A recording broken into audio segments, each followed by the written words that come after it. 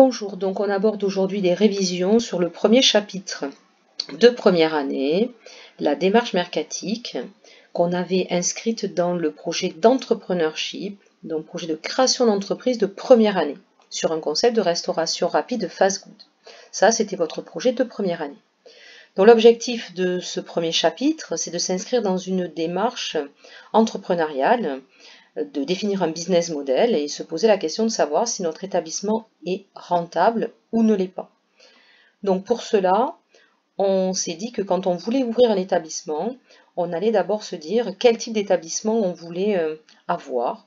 Donc ça, c'est l'idée que l'on souhaite mettre en place. Ensuite, cette idée va se transformer en projet. Pourquoi? Parce qu'on va s'apercevoir que certaines choses sont possibles, d'autres ne le sont pas forcément. On va devoir étudier, on va devoir analyser, on va devoir rechercher des éléments pour prendre des décisions. Et ensuite, on va mettre en place notre entreprise, mais ça, ce ne sera que dans la dernière étape. Donc ici, l'idée, le projet, c'est vraiment la première phase, la phase d'étude, où on va analyser, on va faire une analyse externe, on va faire une analyse interne, on va être amené à faire des choix en termes de positionnement, type d'entreprise que l'on va être, choix en termes de cible, choix en termes de stratégie qu'on va mettre en place. Et dans une deuxième étape, on sera amené vraiment à mettre en place notre entreprise. Ça sera la phase de mise en place de marketing mix. On a vu dans ce chapitre le schéma synthèse.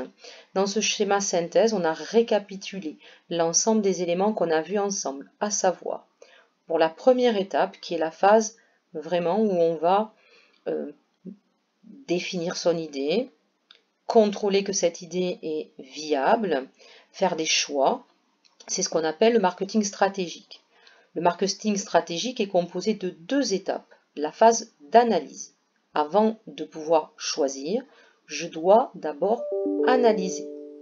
Je vais donc faire une analyse externe et une analyse interne. Au niveau de l'analyse externe, je vais être amené à faire ce qu'on appelle une étude de marché. Cette étude de marché, elle va se faire sur trois éléments. L'offre, c'est-à-dire l'ensemble des entreprises concurrentes, l'ensemble des entreprises concurrentes qui offrent le produit ou le service, la demande, l'ensemble des consommateurs de la demande potentielle, et ensuite l'environnement. L'environnement dans lequel est située l'entreprise, qu'il soit économique, géographique, social, démographique. On sera amené à développer ça dans le deuxième chapitre. Et enfin, on va aussi faire une analyse interne. Cette analyse interne, c'est de savoir quels sont les potentiels de mon entreprise, quelles sont mes forces, quelles sont mes faiblesses. La deuxième phase, c'est qu'une fois que j'ai analysé, je vais vraiment pouvoir faire des choix. Ces choix, ça va d'abord être ma cible ou mes cibles.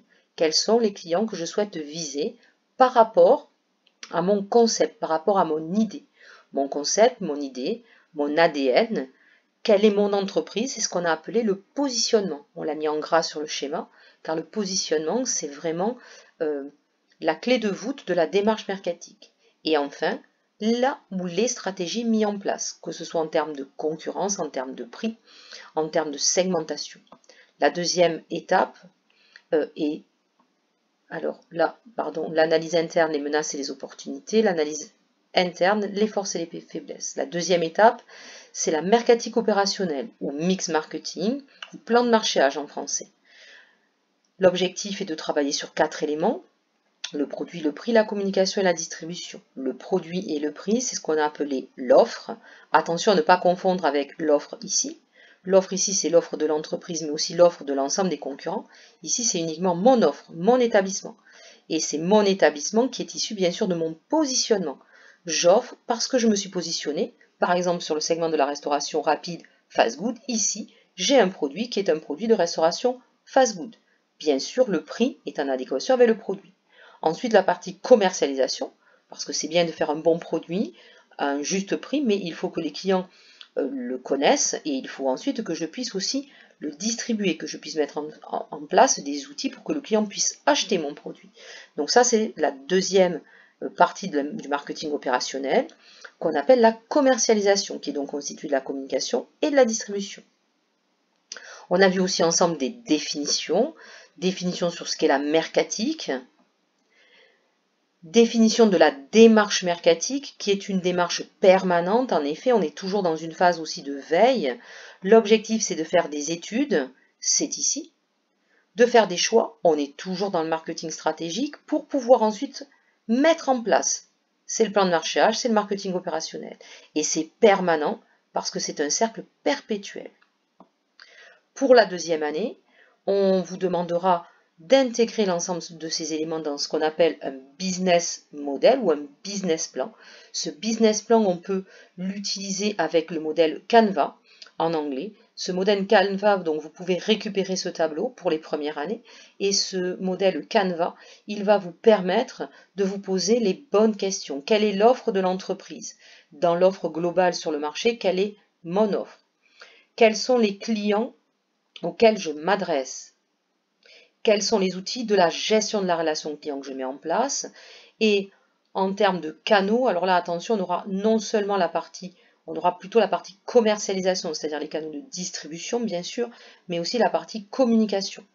Ensuite, bien sûr, cette offre va me permettre de développer certaines activités clés en termes de restauration, en termes d'hébergement, qui vont m'apporter des ressources essentielles. Et bien sûr, je vais être amené à travailler avec certains partenaires, les banques, les associés par exemple. Là, on a toute la partie gestion. Donc, quels sont les revenus que ça va me rapporter? Et bien sûr, pour avoir ces revenus, il va falloir que j'engage de l'argent, donc des coûts. Voilà le modèle Canva que l'on doit utiliser, enfin en tout cas que l'on peut utiliser pour le projet de deuxième année, donc le projet d'entrepreneuriat.